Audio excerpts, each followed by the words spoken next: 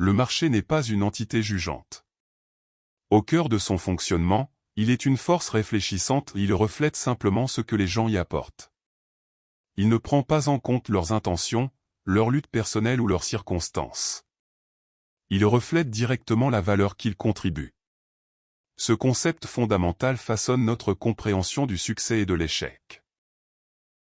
Beaucoup de gens se sentent confus, se demandant pourquoi certaines personnes progressent de manière constante alors que d'autres restent figées. Cette confusion provient de fausses idées sur les forces en jeu. Beaucoup de gens croient à tort que la chance, des avantages secrets ou des facteurs incontrôlables jouent un rôle important dans les réussites des autres. Cependant, une fois que l'on commence à comprendre comment fonctionne le marché, cette confusion commence à se dissiper. Le marché, un miroir neutre. Tout comme un miroir, le marché n'a pas de biais, ni d'agenda. Il ne juge pas les gens et ne prend pas parti. Il reflète simplement ce qui se trouve devant lui.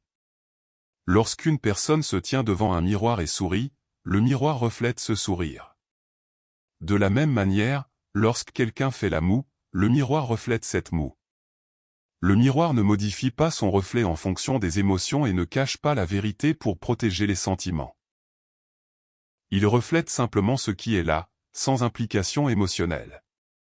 Le marché fonctionne de la même manière. Il est impartial, reflétant ce que les gens contribuent, les problèmes qu'ils résolvent, leur fiabilité et l'utilité de leurs compétences pour les autres. À mesure que les contributions d'une personne augmentent, qu'ils résolvent plus de problèmes ou deviennent plus utiles, le marché répond de manière correspondante. Les opportunités émergent et les récompenses commencent à croître.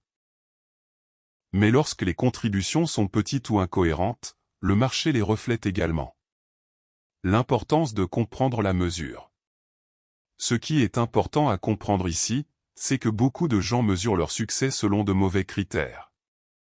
Trop souvent, les individus croient que le marché les évalue en fonction de la quantité d'efforts qu'ils fournissent, de leur lutte ou de l'intensité de leurs intentions. Ces facteurs personnels comptent pour l'individu, mais ils ne sont pas la mesure utilisée par le marché. Le marché évalue l'utilité de ce qu'une personne contribue, pas l'effort qu'elle fournit ni les défis qu'elle a affrontés. C'est une vérité difficile à accepter pour beaucoup. Par exemple, une personne peut travailler assidûment, consacrant des heures d'effort jour après jour, pour constater que ses résultats ne sont pas aussi fructueux qu'espéré. Mais le travail acharné, en soi, ne garantit pas des résultats. La clé réside dans l'utilité de ce travail. Imaginez deux personnes qui passent le même temps à travailler. L'une apprend à résoudre des problèmes complexes qui améliorent les processus et aident les autres. Elle développe des systèmes qui facilitent le travail et le rendent plus efficace. L'autre, bien qu'elle travaille également dur, produit très peu qui aide réellement les autres. À la fin de la journée, les deux peuvent être épuisés, mais le marché répondra différemment à leur contribution. La première personne verra des opportunités émerger, car son travail bénéficie directement aux autres. Le marché est honnête et neutre.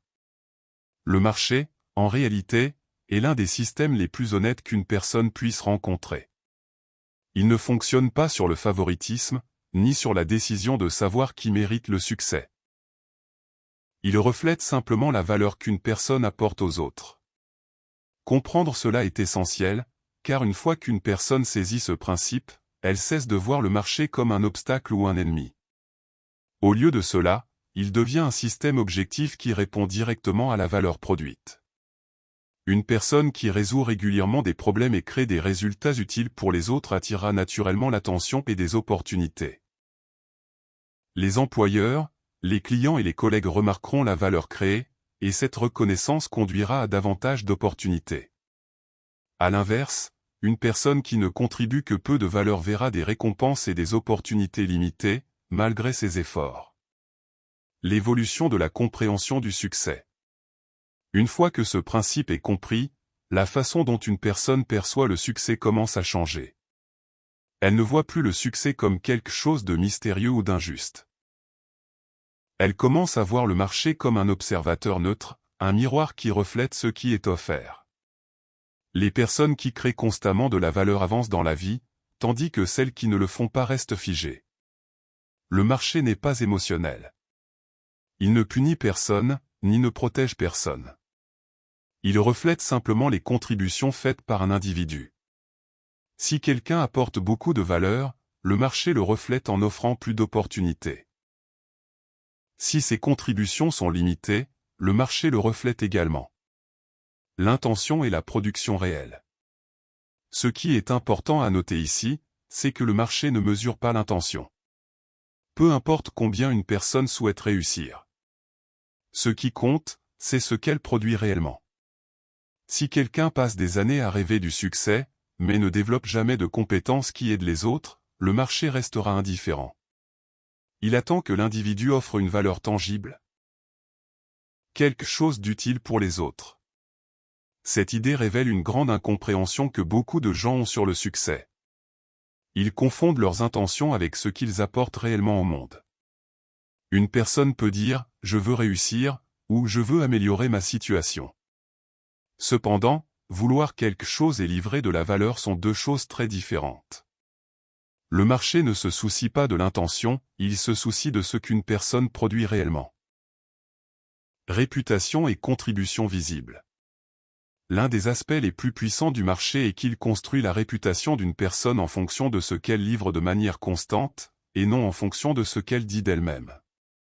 Le travail qu'une personne produit devient la déclaration la plus claire de qui elle est aux yeux du monde. Cela se fait progressivement mais puissamment. Au fil du temps, à mesure qu'une personne livre des résultats utiles de manière constante, sa réputation grandit. La réputation ne se crée pas par autopromotion. Elle résulte de plusieurs années de travail constant qui résout des problèmes pour les autres. Finalement, le nom d'une personne devient associé à la compétence et à la fiabilité. Quand les gens pensent à cette personne, ils se souviennent de la valeur qu'elle a créée, des problèmes qu'elle a résolus et des résultats fiables qu'elle a fournis. Amélioration continue. Au fur et à mesure qu'une personne continue à améliorer ses compétences, le marché commence à reconnaître sa valeur croissante. Ce processus ne se produit pas du jour au lendemain, mais avec un effort constant, une personne commence à se construire une réputation de fiabilité et de compétence. Avec l'augmentation des compétences, la responsabilité augmente aussi. Les opportunités surgissent car les autres reconnaissent la capacité de la personne à résoudre des problèmes plus complexes et à livrer des résultats fiables. Cela ne signifie pas qu'une personne doit être parfaite. Le marché ne demande pas la perfection, il exige simplement une amélioration constante. De petites améliorations incrémentielles dans les compétences, la fiabilité et l'utilité peuvent commencer à modifier le reflet que le marché montre. Chaque amélioration s'ajoute à la précédente, créant ainsi un motif croissant de valeur qu'il est difficile d'ignorer.